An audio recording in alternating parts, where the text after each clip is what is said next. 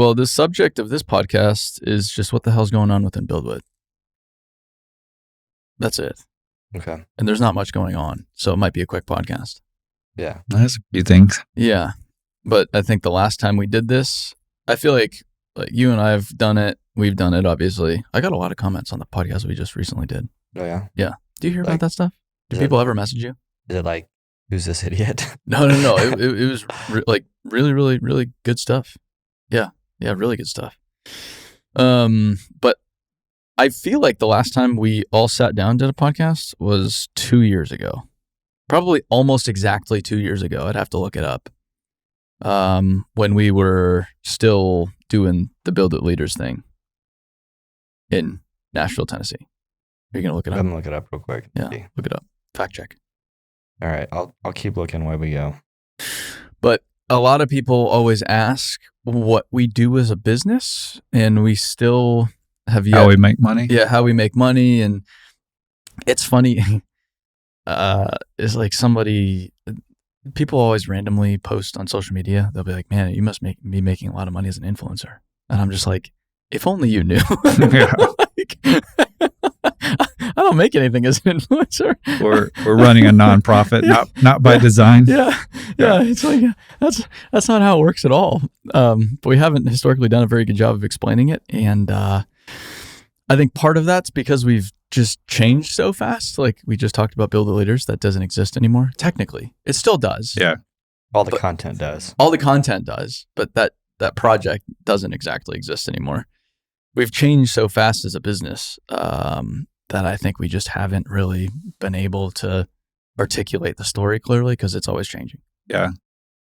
It's getting simpler, though. It's getting a little bit easier. Even with some of the latest changes, it's getting easier to explain. Yeah.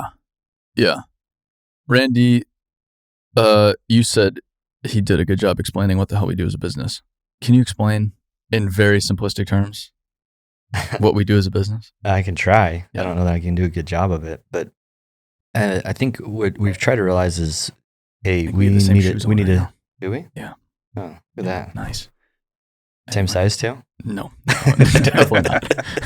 I wear kid sizes. It would actually be funny if you had the same size foot as me. It would look really funny. Yeah. You're like out there running with skis on. Yeah. So I think the focus of the business is a few aspects, but it's pretty simple. We run creative marketing services. Yeah. And that's to tell the dirt world story, whether that's you're an OEM or a supplier or the contractor.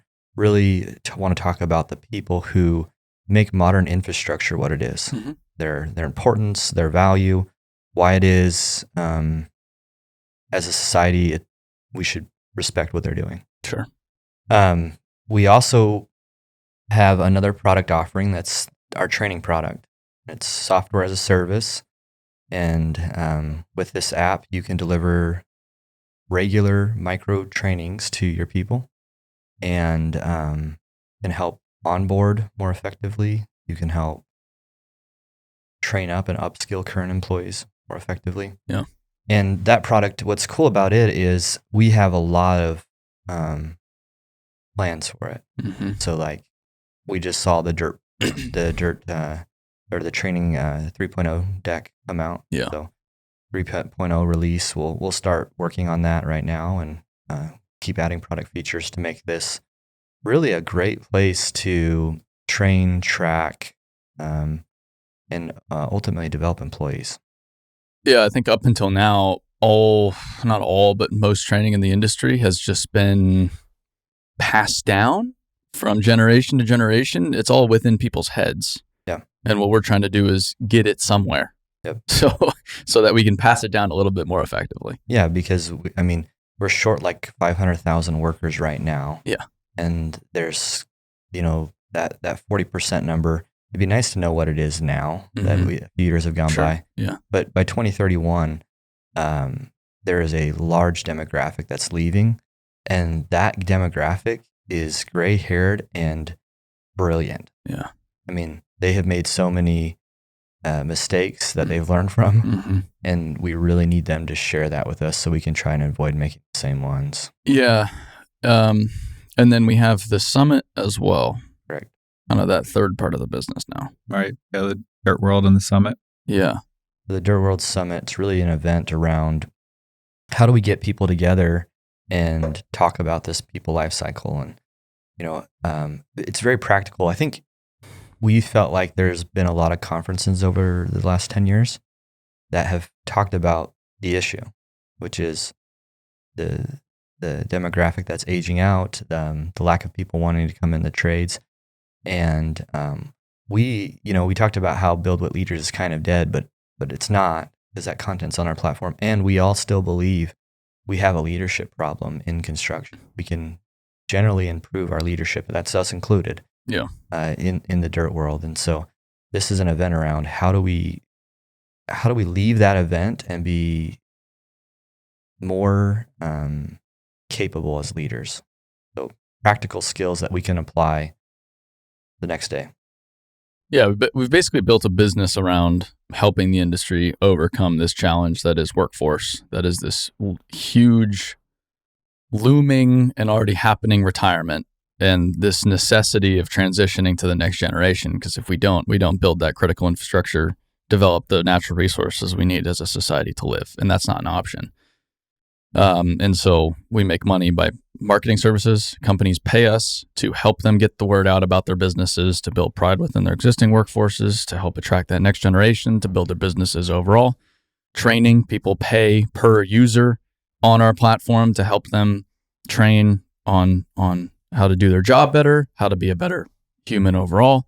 And then the summit is a paid event as well. So that's a large majority of our income. Yeah, and we actually just signed the contract with U-Turn Health.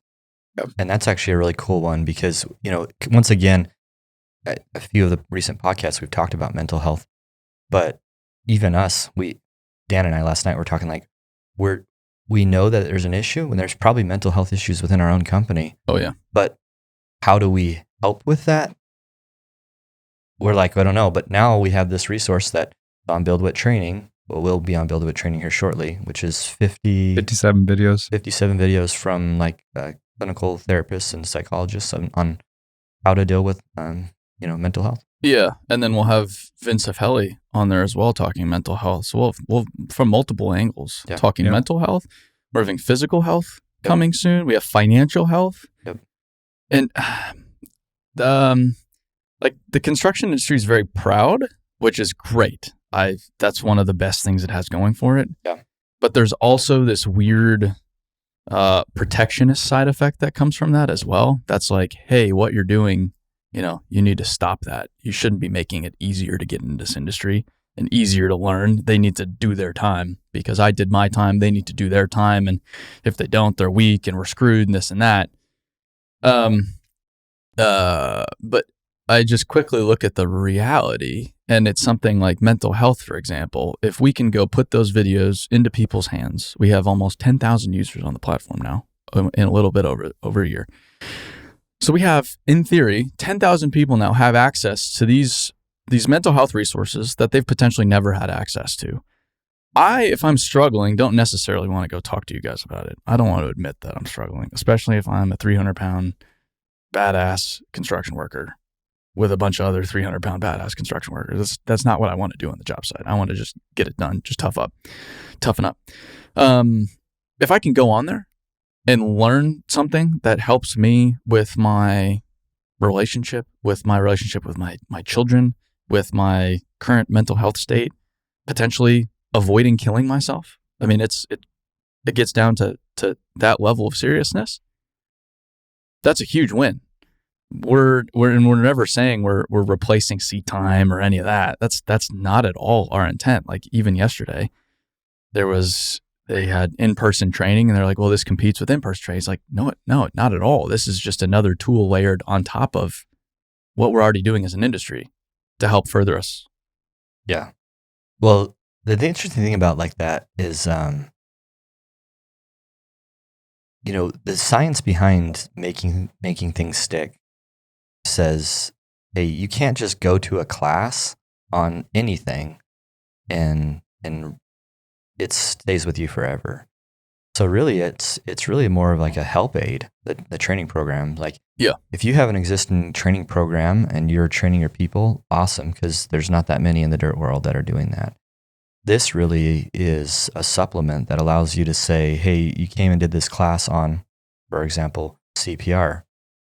You do that every 2 years. Well, how nice would it be to get a reminder maybe once or twice a year on the most critical points of CPR? Because you don't usually get to decide when you're going to do CPR. Sure. It just happens. You don't do it every day. No, you don't do it every day. Yeah. And so like, hey, and stuff changes, right? Like Totally. I think breaths right now, from what I remember most recently, breaths aren't really a part of CPR anymore. It's more on compressions. So like stuff like that, I think is where it's really just a help aid. The irony of all this too is, if we're down 500,000 workers right now to meet demand, and that's not getting any better, and demand doesn't seem like it's going anywhere, just big picture, in certain areas it's getting squishy here or there, but big picture, it's not really going anywhere. The person that loses first is that worker in the field, because now they have to, most companies, they can't find the people, so they just have to work more hours. And so, yeah, at face value, they're getting more money from an hour standpoint, but now they have a lesser quality of life. A lot of times, lesser work-life balance. They just have more stress. They're the first ones to lose. The people in the field doing the work, they're the first ones to lose if we can't figure this out. Yeah, we were on a project, and it was interesting that we might have already talked about this, and if we did, I apologize. But it was interesting how it was really focused on the work experience. And, they did things that you wouldn't see on a normal job site to make the work experience for the craft better. But it had a crazy schedule. And it was probably the most hated project in our entire company. Like, people didn't want to be there because they knew no matter what they did, they were going to have to probably work on Saturday. And everybody on the job just had this different level of stress because it was like, we have to get done, we have to get done, we have to get done. And it was just like, it was just this weight that people felt. They felt like, well, you can't win on that job. I don't want to be there. I'm tired of being there because no matter what we do, we're behind schedule. Even though contractually we weren't, it was just like the whole mentality of the job. So it's interesting because we talk about mental health, but then sometimes it really is just talk because, I think there's plenty of science that says burnout's real, that it has an effect on your body, it has an effect on your mental capacity, and yet it still is the most common solution for schedule. Well, let's work overtime. Yeah, and all the projects going on right now are not doing anything to help that, because like we were talking about when we started this, the schedules don't make sense in a lot of cases. Yeah, they're really quick. I mean, that plateau job, like they didn't even know about the job. And then it was starting in like 3 months. And yeah, we had a microchip factory like that in Arizona, and the plans are not good. Yeah. So like you're bidding and those plans, even we did a data center and I swear the plans changed in the first year 27 times. Like all that just adds more stress to the team because now instead of just building, you're building and you're having to track every little change.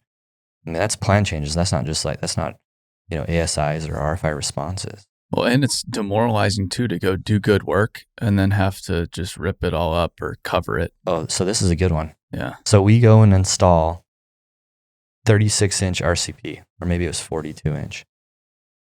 I guess 3 days before, or like a week before, plans changed. And they changed it to box culvert, cast in place. We installed the pipe because, shame on us, we didn't review the new plans and catch that one run that changed. We had to tear it back out. Mm-hmm. And that is not fun. Yeah. And everyone points fingers at everybody. Yeah. Like, well, you approved the submittal. Yeah, but the plans changed. But the submittal was approved, it's just not fun. Yeah. Yeah, Anyway, we're trying to build a business that helps with this a little bit. I think we built a business. I don't think we set out with this vision in mind. We've set out really to fix the people problem, but our business got pulled in the same way that a contractor, if they want to solve the people problem, it's not going to be one single thing. They're going to have to grow their name in the community so that people know who they are. They're going to have to easy to find and get hired. They're going to have to train and develop their people. They're going to have to build a culture and a community inside their company. Yeah. We built a company to help contractors and the industry do that. So you're the influence side of our business. So you're out there getting the BuildWitt name out there globally and growing our influence. That gets our names out there. We do, we have marketing services to help us create this employer branding so that companies can get found and get, people can apply for jobs and know what it's like to work there. What's a day in the life like that there? And that's what we get paid to do. So that's where the creative services came in. Then once you have people in your company, then we need to onboard, train, and develop them. That's where the training platform came from. Mm-hmm. And then you build a sense of community, like a family there. And that's where Dirt World came from. So we're trying to build a community and help people, build pride and share ideas with each other. And that's so our company is kind of at a macro level, what should be happening at a micro level with contractors trying to figure out how to fix the people problem. And that's where the service came from. So it's, you look at it, it's like, wow, you guys got 4 different divisions or focuses of effort, but that's what you need to do to fix the people problem. It can't be just one thing. That's where we came up with that people life cycle. And it's less of us looking at like the next shiny thing and more of us just listening to contractors and listening to contractors and listening to people in the field and be like, all right, well, they need this. This is something that they desperately need. I think we can go do that. And we didn't have to do 50 things, but we had to do those for you, like grow your influence, grow your employer branding, the marketing, train and develop your people, build a community. Those 4 parts of the company work really well together. And you talked about last night, it's like, okay, kind of got the playbook. Now let's simplify. Doesn't have to be complex. Let's just do these things really well, help share those ideas. And that's where and we'll make money as a company doing that, helping other people do it. In theory. Yeah. I think when we started, I've been thinking a lot about this because I've just been, rethinking mission. Like why did we start? Why does our business exist now? And I think we originally started just to celebrate the industry. Right. Just celebrate the people that do the work. It's spectacular what these people do. Every time I go on a job site, I'm just in awe. I don't know how it all works and how, like that plateau job, it's like, how do all the excavators know where they should be? How do all the, even something as simple as that, you just look at it all works. It's all so beautiful, but complex. And I want to celebrate. Like I was in the coffee shop this morning and, what have you been doing? I've been traveling. Oh, for work or pleasure. It's like, it's all the same for me. I love being out on job sites looking at it because I'm just this little kid looking at all of these big adults doing this big work and just wondering how it all comes together. And so we've always celebrated the industry. We've always just been, I've never said I'm a working man or anything like that. Right. Like, I am. I've always said I'm a fucking kid with a camera. I'm an outsider, but we're, among the industry's biggest fans. We're just sitting here mesmerized by this world and then beyond, growing from that awe and appreciation for what these people do. We've then tried to serve them in all different ways. Like you said, how can we serve them from multiple angles? Because there's no one magic potion. And I used to sell social media in my first year of business as the magic potion. If you do social media, your recruiting problem will disappear. People problem, which is completely false. Fixes one part. It can help with one part of it. It helps. Yeah. It's interesting. I still think. I was just thinking about this. I still think one of my favorite pictures I've ever taken is a picture of you taking a picture of a piece of equipment at NACO. And it's just because you just really love it. Yeah. And so when you say, hey, it's business or pleasure, they're the same for me. It is pretty cool. And I know that doesn't always show through because you're usually behind the camera, but it's funny. We'll be out on the job site and you'll be running around because you want to catch this one shot because it looks so cool. And it's cool to be a part of that. And to have somebody who really loves the industry, even though you are, an outsider, Or what are some of the other terms they use to describe you? They're less than savory. Yeah, less than savory. It's like, yeah, I agree. Like I am an outsider, but at the same time, it's like, but that's what we need. We need lots of outsiders. That's it. Like we can't survive without attracting people that have never considered this industry. 1, 2. If I were to go work as an operator for Blount Contracting, I couldn't go to Rummel. I couldn't just walk onto a Rummel site because they're a competitor. What the hell are you doing? Then now my access to the industry, the door is shut. I don't go anywhere. Like it's the irony of it is if I were working every day, 1, I wouldn't have the time to go anywhere else. 2, no one would let me in. You know what's interesting is this week actually it is by the time this airs, it will no longer be Blount. It'll be it's official. It'll be WW Clyde. Yeah. And it's funny, I've got some messages and people are like, how do you feel about that? Like, oh, sad day and I'm like, I don't know. It doesn't really bother me. I guess I wasn't super attached to the name. Yeah. Told him I still think the equipment should have been gray, but hey, yeah. I mean, that's, it is what it is. I'm not there anymore. So yeah, it'll be WW Clyde in Arizona. That's fascinating. Yeah. Southwest Division there. Interesting. Huh. Yeah, that's a big change. It is. There's so many good people there. I just wish the best for them, and I hope they know like I'm cheering them on, and I'm excited to see what they do. Yeah, yeah, yeah. You've had quite the past few years. Yeah, it's interesting. I was telling Dan, we hit about $100 million in revenue that last year I was there, and I think part of me wanted to take it to 250 million in revenue. And part of me is like, this change was probably good for me. I've been doing that I've been in a leadership role. My dad got sick when I was 21. Passed away when I was 26. Oh. Like, that was a long grind doing the same thing. And this change up has been good. I've really enjoyed being here at BuildWitt. It's been fun. I'm glad you joined on officially because like you have such a cool skill set that you can now apply to the entirety of the industry. Like you're not restricted to applying it to one company, which is great in a lot of ways, but it's like you did that.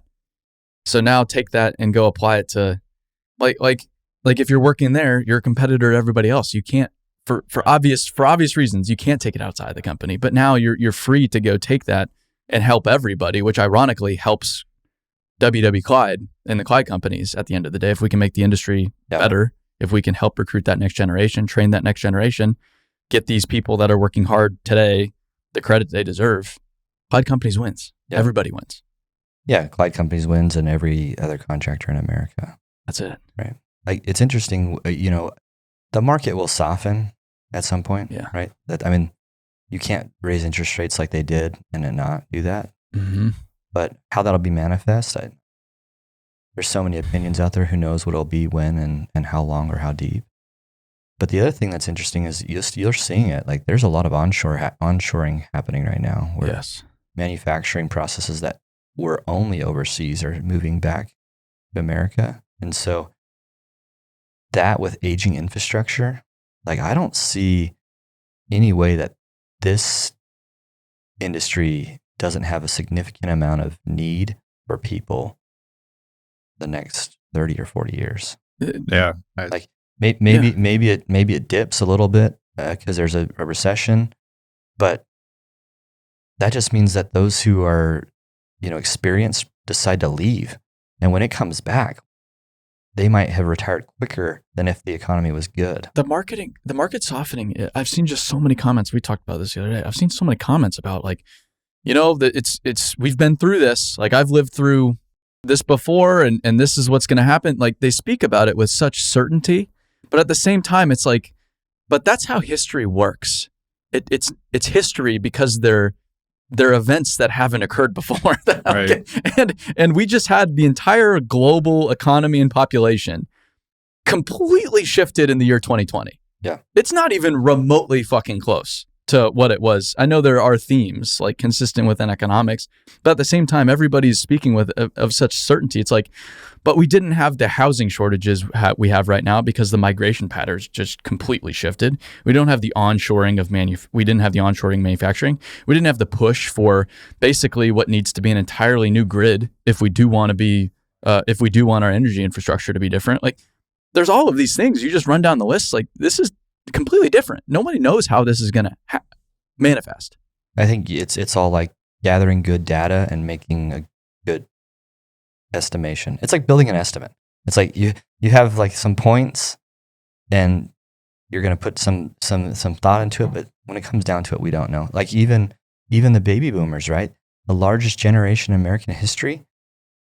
Like, it sounds like, I don't know if it's too dark, but like, they'll be gone in like 20 years. Yes. The largest generation in American history. Yes. Like, that is something we've never seen, where there's going to be a population decline potentially. What does that do to real estate? Mm-hmm. Like, I don't know. We've never seen it. Yeah.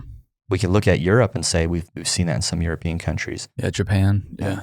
And what has it done? So it's complex. That's why I think, it's really important to come up with your 5-year or 10-year business plan. And then when it comes down to it, really what you focus on the most is that 1 to 3 year picture, because that's where you can influence what happens the most. Mm-hmm. And you control the controllables. That's a Jocko saying, right? I love it. Like, we can't control what the economy does, but we can control a lot of other things. The interesting thing in this book, The Halo Effect, he talks about how most businesses don't last very long. Right. And why is that? And a lot of it's due to technological disruption. But construction has a lot of these, century-old businesses plus, because there hasn't been very much disruption of the construction industry. Like, big picture, not much has come and shaken things up. You have economic cycles, but you haven't really had any of these major innovations that have completely changed everything. Don't have too many small startups that come in and just take your market share. Yeah, and you can't do that if you wanted to, because there's all these issues. It's been pretty insulated from change until this whole labor thing comes about. I think this is going to be the biggest shift in building things in the past century, purely because of labor. Yeah, potentially. I could see there being, there's definitely discussions around automation that weren't happening ever. Yeah. But some of that's also just a product of technology's come so far where it's now able to. So I don't know how it'll play out. I know that it's going to be a good career being construction for a long time. Mm-hmm. And on top of it being a good career, like, I feel like if you're in construction, there's a good part of the reason that you're there is because you really enjoy building things. I think that's ingrained in us as humans. Like, I think a lot of human beings find a lot of joy from it. That won't go away. No.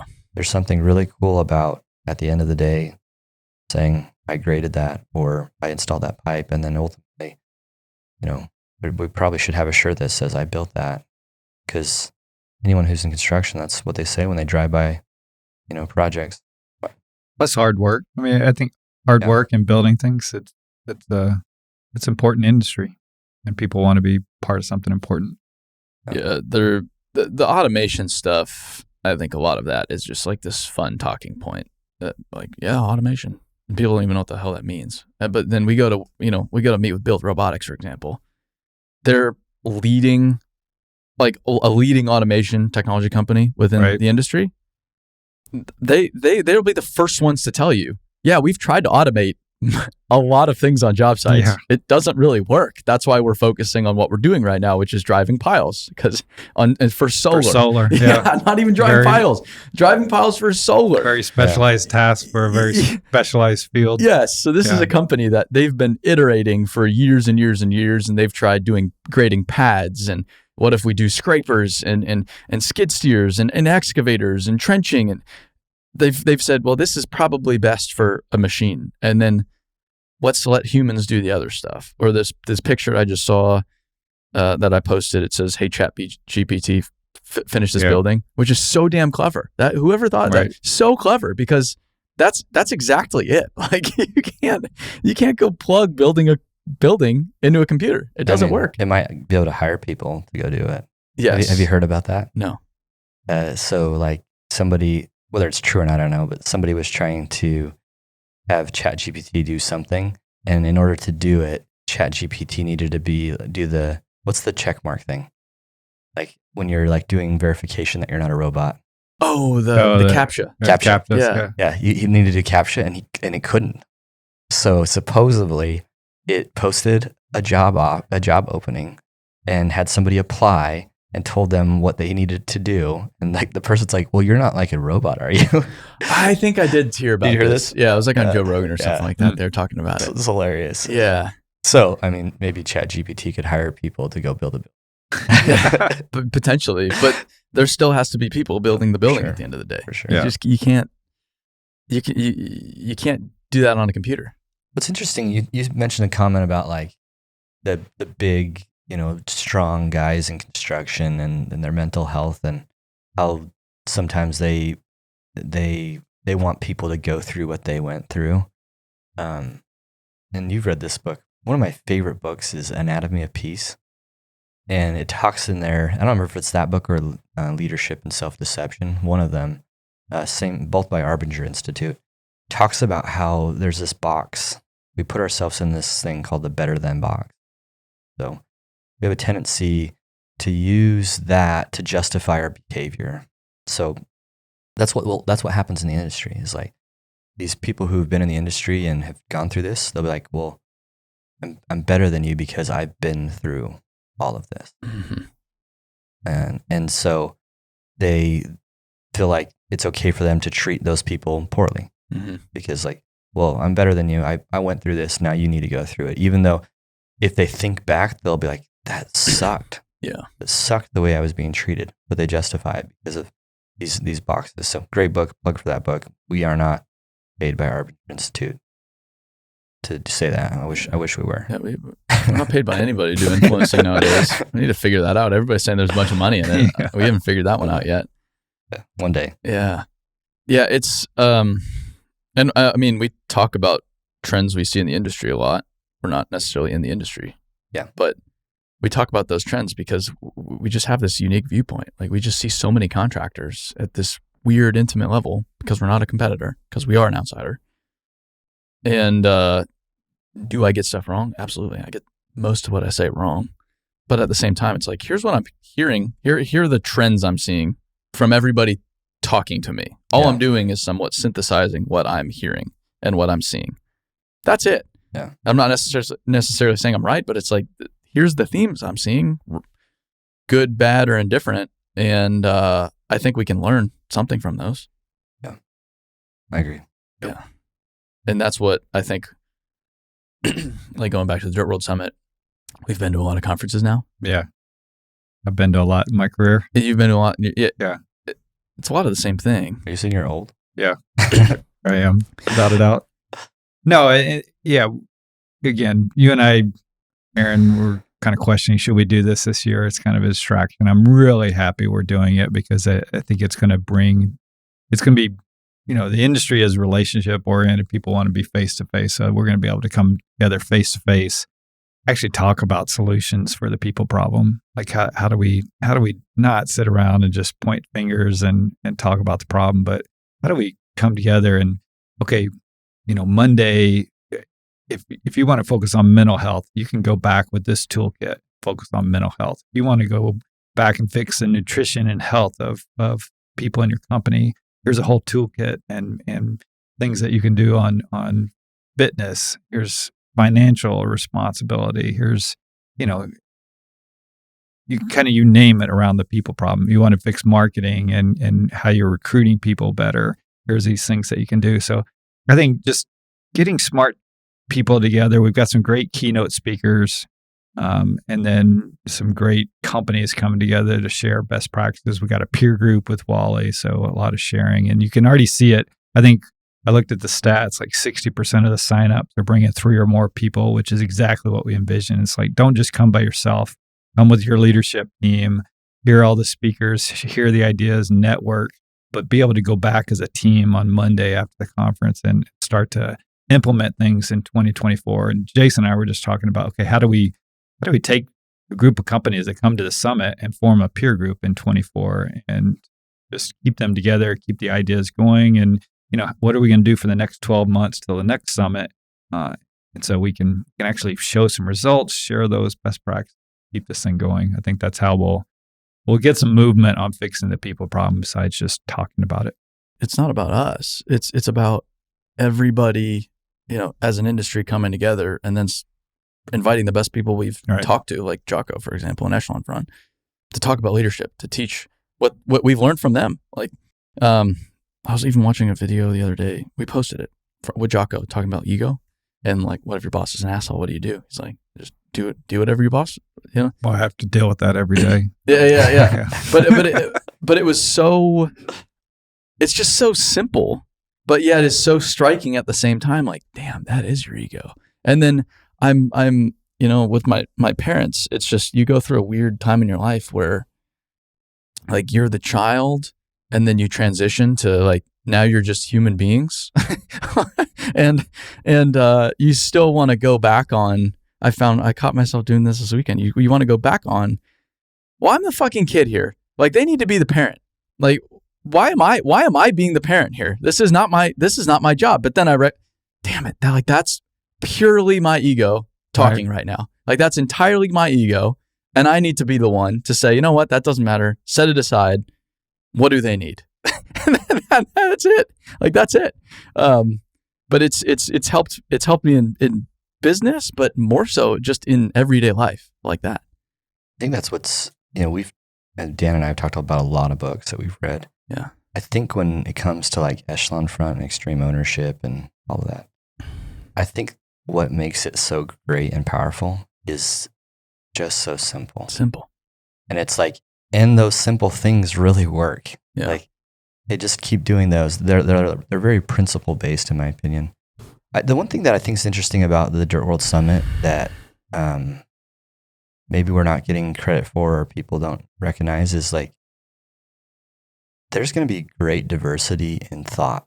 That like, yeah, I would say most of the people have never heard of Marcus Sheridan. Right. Probably don't know Bob Chapman. Like Jamie Cochran. Yeah. Jamie Cochran. Joe Hart. Joe Hart. Yeah. Like, even though maybe in the normal business world, they're more well known. So I'm just excited about bringing some new thought on this issue so that we can be a part of the solution. Like, when we met with Beth from Ariat, it was like, I think you guys really need to focus on the solution. And it kind of stuck with me. Like, yeah, really, that's all we're doing. We're trying to create solutions. Mm-hmm. We probably we don't have all the answers. So part of the way we're helping create the solution is connecting people. Yeah. And it's really cool to see us connecting people with people they've never heard of, mm-hmm. but are very much thought leaders on these topics. And, we talk about Marcus Sheridan as being this marketing guru. I still think when we shot BuildWitt's Leaders, some of the conversations we had with him on leadership were as impactful as anything else I've done in my life. Like, it was like, oh, wow, that's eye-opening. And these aren't people that are just speak on theory either. It's like a Marcus Sheridan. He built a pool company. I built a very successful business using these principles, which is why I talk about them now. Bob Chapman, like, the guy has over, I think, 15,000 people working at the company. Yeah. And this is how we revolutionized safety within our business. We're a manufacturing business. Safety, it's the same principles that would apply to construction. It's not some guy that's going to get up there and say, this is what you should do because, I've thought a lot about this. I've studied a lot about this in college. Took over, 100 failing manufacturing companies and turned them around and built a culture and then. With all blue collar people. Yeah. Or Echelon Front. It's not theory. This is, hey, this is what we learned in combat. And then we went and consulted in business and it worked. And then we've worked with hundreds, thousands of businesses at this point. Yeah. Yeah. So I think that's why I get so excited about it. Cause I'm like, attending the Dirt World Summit will make a difference in the dirt world. It'll make a difference in the individual companies. It'll make a difference. Hopefully those 800 to 1,000 people who attend not only go back and talk within their own companies, but they share it with some of their competitors. Like, what's like some of the things that I find as most rewarding is when I had an impact on the industry. And that wasn't just because I was only talking to my team. Mm-hmm. Hey, have you guys thought about this? Like, how do we fix this? So I think this is a real good opportunity to not only gather, but then to go back and share. Yeah. You've got Dan Garcia from CW Matthews, and we worked, you got Katie Page from Hoopaw. I mean, these people, Jackie All from Jurgensen coming in to share even inside the industry, but just what they're doing to fix the people problem. And each one has some expertise in different areas. So I'm excited about the mix of, hey, here's a keynote national thought leader that's kind of built this with the construction. I've done industry. this. Yeah. And so I think, again, good ideas across all those, when you start to put them together and kind of bundle some of these tools that you could go back with on Monday and start to do together, that's when you can really start to move on the people problem. Can we talk about one cool thing I think we're doing? Yeah. So we're talk about it. I mean, I probably shouldn't talk about it. You're off the agenda now. Yeah. So because I don't know how it's going to end Let me up. call legal real quick. Yeah, I'm not sure how it's going to actually end up. But I think one of the things that's really exciting that we're working on is creating curriculum for high schools. Uh-huh. And it's in its infancy, but we've partnered with Jackie from Jorgensen, and they're helping us work with the nonprofit that they put together in Ohio. And there, in my mind, there is a pathway to a curriculum that could be shared nationwide that would allow women or girls and boys, women and men in high school to learn the basics of the industry. Mm-hmm. Maybe they enter, maybe they don't, but they'll gain some more respect for the industry. Sure. And if they do enter the industry, they will be light years ahead of current young men and young women who don't know anything. Yeah. The basics of safety, the basics of the process. Like even me, I've been in the industry for a long time. Yesterday, we had the opportunity to go meet with Aztec. I learned stuff about asphalt plants I did not know. Oh, I had no idea.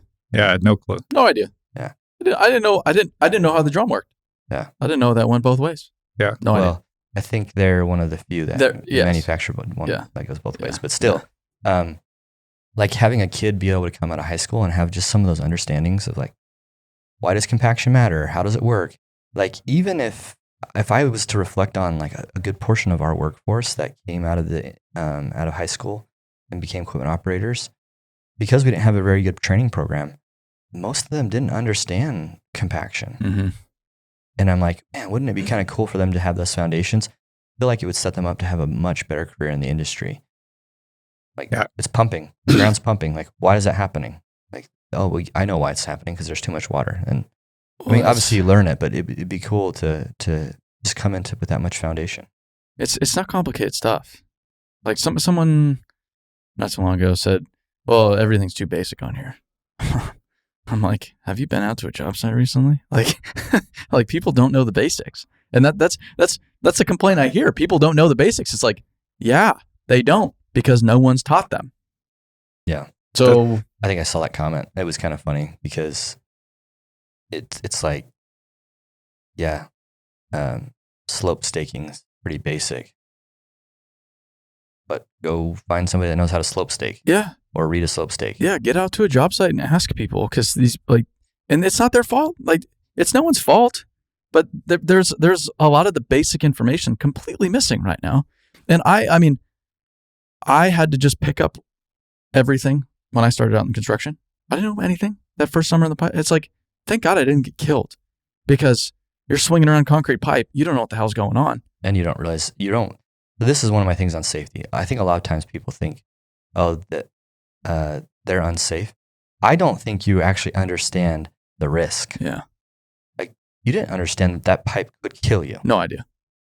You're like, if it fell on me, it very hurt. easily. Yeah. But no, it could kill you really quickly. Well, and you get fooled when it's funny, the excavator's swinging the pipe around. Oh yeah. And it's just so easy. Dancing around. And then you try to go push like a piece of 48-inch concrete pipe. It's not going anywhere. There's no way. Spin it, but if you want to move it so it's not like center of gravity's below the bucket. Yeah. That is hard. Yeah. It's not going anywhere. And but you're fooled into thinking that it's like, well, you're just doing a job and we're working hard and yeah, it's just a piece of pipe. But you're like, one wrong thing can go kill you. And with safety too, you don't even know what to look for. Like you said, you don't even know. Like we were assembling a trench box. I nearly got my fingers just sliced right off from just shearing because we were trying to get one piece into another piece. And, I had my fingers within where the pin goes, trying to push it. If it had gone, it would just sheared them right off. I didn't know I shouldn't put my fingers there. Well, we had a youth camp for church and we had a skid steer up there and a trailer got stuck. Mm-hmm. And so, another guy who was up there, he could operate equipment. And I was like, hey, go get it. We'll go get this trailer. All right.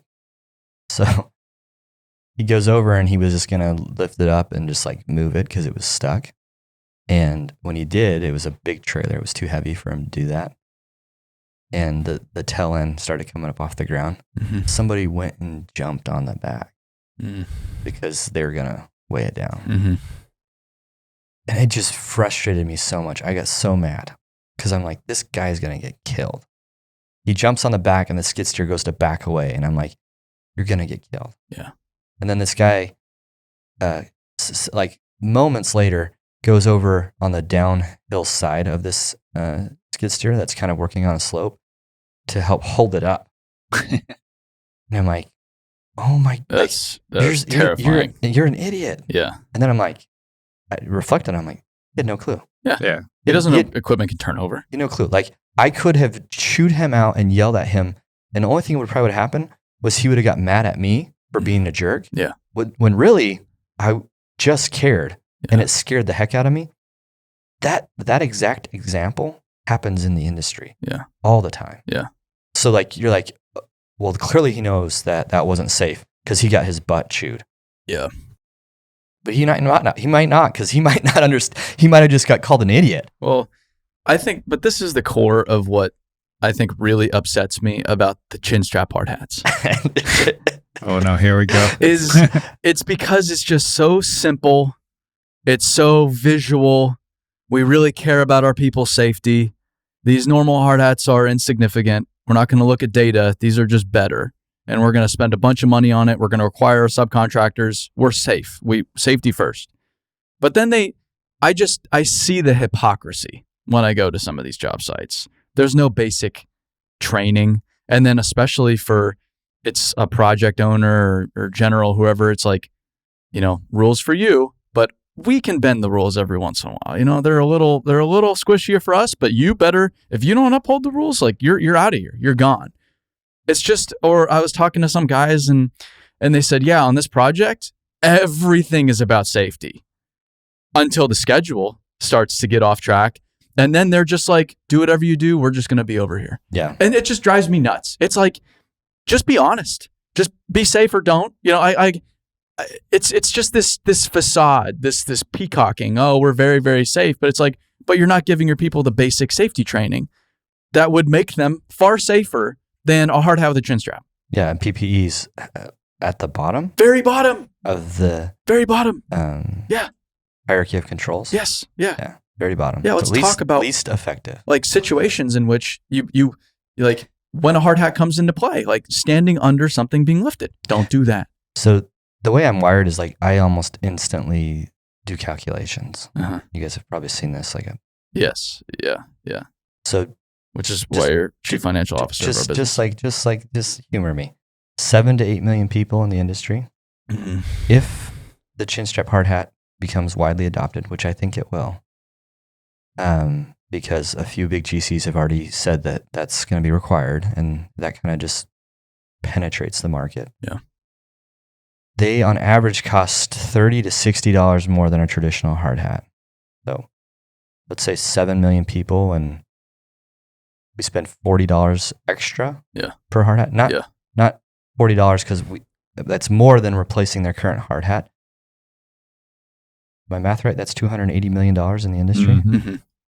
Globally. Feels like, is that globally? Yeah, 7 to 8 million globally. There's a couple million. Well, no. All of construction. Yeah, you're right. No. All of construction. Yeah, you're 7 right. to 8 million here.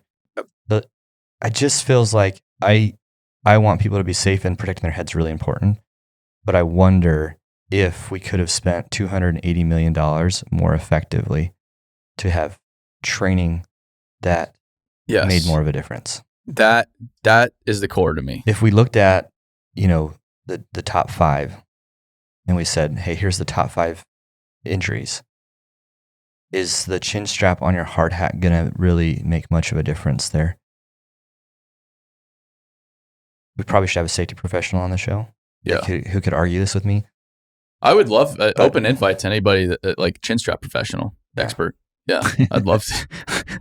I'd love to. But I agree with it. It's like it's probably better than a normal hard hat. But again, to your point, I listened to a discussion with Bjorn Longberg and Jordan Peterson over the weekend, and he was talking about how there's 200 problems in the world, but where could we get the most benefit?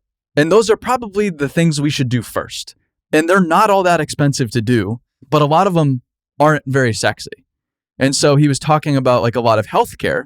He was like, you could have these very simple devices to help babies breathe when they're born, which would save, tons and tons and tons of lives. Super, super, super cost effective. But then his point was, but you don't get accolades for people not dying. But that no one even knows about. Like they don't know about that. So you're not going to be able to write about that in a medical journal or get all of this funding for it. Or there's nothing significant about it. There's nothing special about it, which is why I think it's partially like the thing with the PPE, for example. It's just more visual. We can see it happening on job sites, so we can feel better about it. Well, yeah, we are safer because I can see the safety in action. Then you can't see the training and the behavior and all of those things that in theory would be far more impactful to safety if that was really the goal. But it's just harder to measure and manage and implement. And I just don't know about it. It's squishier. I agree. But it's also like, with the example of health, the easy button is to take a pill when you're sick. Yeah. The way to really get healthy is be at the gym, even though you don't see results, and eat a cleaner diet, even though you don't see results. And over time, you'll receive results and so forth. I think that's very much the case with construction. Like the hard hat chin strap, probably great to do, but it's probably more like that easy pill. Like we're just going to switch out this PPE, lowest on the hierarchy of controls. Is that what it's called, hierarchy of controls? Yes. Okay, hierarchy of controls. But how we would actually make a healthier, safer industry is probably those small things that we have to do every day. Training, micro trainings, better daily plans, higher quality work. I think Mortensen did a study, probably been a decade ago, and it was crazy. It was the majority of all safety incidents that happen were happening during rework because people are now out of sequence. So if you eliminate rework, yep, you could potentially have a great impact on safety. That's wild. And so, I feel like, but it's squishy, and certainly squishy. Yeah. Measuring quality in general is squishy. Yeah. So. Yeah. Again, I'm just this armchair quarterback sitting here. This is how you guys should do things. But some of these things drive me nuts. I would argue too, some of the safety policies regarding safety and everything, get in the way significantly of efficiency. And if we were better trained, I think you could be a lot more effective while also being safe. But there's just these blanket policies. Yes. And I think you have to be careful how we say this. I'm wading into some treacherous waters right now. Some people are gonna be upset. Yeah. I think what you're highlighting is not all safety policies are right. Yes. And they put a blanket policy in place and they enforce it as if it is the commandment. Yes. But that wasn't the spirit of what they were trying to do. I'll give you a good example. We were on a project and it was during COVID. We're out in Arizona. It's hot. They were actually shooting shotcrete in a basement. So humidity's up because of all the shotcrete. I know where you're going with this. Yeah. Yeah. And they wanted our people to wear masks, which is fine because when you're doing shotcrete, a lot of times you wear protection anyways. But then they wanted them to wear a face shield as well. So safety glasses weren't enough. They needed a face shield because there was rocks at velocity and they were worried about them coming back at them. And I think the spirit was right. Hey, we want to keep your people safe. But until you go down there and you have your mask, your face shield fog up and can't see, you don't realize that policy, although well-intended, doesn't apply in this situation. It probably made him more unsafe. Less safe. Yeah. And so luckily on that project, kudos to the project team. We had the very similar conversation that we're having right now. Like, hey, would you go down there and work with them and just experience what they're doing and tell me if you think it's safe or not to wear the face shield? And one of their guys did. And a few hours later, he said, I agree. They don't need to wear it. But that's not usually the case. It's not. Usually the case is, this is our policy. This is what has to happen. Like I think glove policies Be that way. can totally be that way. All the time. You need to wear gloves. I'm taking pictures. Like, well, it's not a good look if we don't like. It's like, but I'm taking pictures. I have absolutely no risk. But I've talked to a lot of technicians too. They're like, we don't like wearing gloves. Like, it makes our job a lot harder. and like this, I can do the and I get from an employer standpoint the liability, but also from the individual, it's just like, we don't trust you to make the decision that's right for your job and for your safety. So we're going to do it for you. Yeah. It's a good point. 100% gloves, 100% of the time is a well-intended policy to keep people from having hand injuries. Totally get it. But there's times when you need dexterity. And putting a nut on something can be very difficult with gloves, especially if it's in a tight spot or you don't have exactly the right gloves. And so somebody gets written up on one of these projects because they're not wearing gloves because they're doing this task where they need high dexterity. Not only is it silly, but it actually can be demoralizing. And it's partially how I think that culture exists of like us versus safety. Because they start to say like, safety's out of touch. They don't get it. And I think an example would be is like, well, when you're in the job trailer, are you wearing your gloves all the time? Well, no. That's a joke. Well, we would joke at a certain contractor, like when we were doing paperwork, like, why aren't your gloves on? Yeah. You could get a paper cut. Yeah. Like, and we'd write each other up as a joke. But I've had people get in trouble for not having their gloves on in a piece of equipment. Yeah. Yes. Yeah. Or hard hats and piece of equipment. Yeah. And once again, I get it. They're saying like, well, when you get out, it happened, you have a tendency to forget to do those things. So we want you to wear them 100% of the time. Yeah. Well intended, but you're creating policy. I think No Rules, the Netflix book talks a lot about this, right? Yes. Like, yeah. create policy for the exception. Yeah. So that's what we do in construction. Like, well, we had this incident happen. Now let's go create a new policy, even though, we're a company of 15,000 and we've never had that happen in the last 5 years, but here's this policy to fix it instead of just saying like, this is what happened. This is why it happened. Make sure that you're aware of it. Yeah. But hopefully BuildWitt's training can help with that. I really, really, really do believe it can. Yeah. That's why we're doing it. Yeah. Like, yeah, this is a company at the end of the day. Ideally, one day we will be for profit. But I love the micro training part, and we started training without really knowing that concept, and but I read a lot, I listen to podcasts, some of them 4 hours long, but getting things in 3-minute segments every day, and because I read Extreme Ownership, but now it's been a couple of years. I go to the FTX and I get the principles drilled back in. But then, now I'd have trouble telling you the 5, laws of combat or things. Yeah. It's like, I'd love to get a 3-minute segment every day on some of these topics. And that's why we just kind of said as a company, we're going to start doing, our training product internally. And so Aaron, you recorded your first kind of weekly update. It's going to the team. Everybody's got it. So yeah. I just want to consume more training in that 3 minutes a day type thing, so that it, kind of goes back even to like 75 Hard, where you read 10 pages every day. That's better than reading like 10 chapters. It's like, hey, it sounds 10 pages, maybe not didn't do much on Monday, but when you've read 50 pages now, Monday to Friday, all of a sudden that starts to compound, and I like that part of it. Yeah. Like 30 minutes doesn't sound like much, but there's roughly, let's just say 5 minutes a day. You do 1 to 2 videos a day. It doesn't sound like much. Easily could be done before your daily safety meeting. Mm-hmm. Like, hey, everyone get out their phone, do your safety thing. They do it, and then you get together and do your huddle. In a perfect world, you actually talk about, hey, what did somebody learn today? Yeah. Right. Because when they have to recall what they learned, it's going to make it stick in that individual. And then when they teach somebody else, it's going to make it stick even more. I think you said it like maybe it was your example. It's like working out. Like, you can't just have training as 2 days out of the year. Like, hey, we're going to go do these 2. It's like, oh, we're going to do a 2-day workout. You're good for the year. It's like, no. It's not. You got to exercise a little bit every day. Does a lot more than 2 full days, once a year. And I think training is the same way. It's, but we don't think of it like that. Yeah. We're like, hey, I went to this conference. I'm good for a year.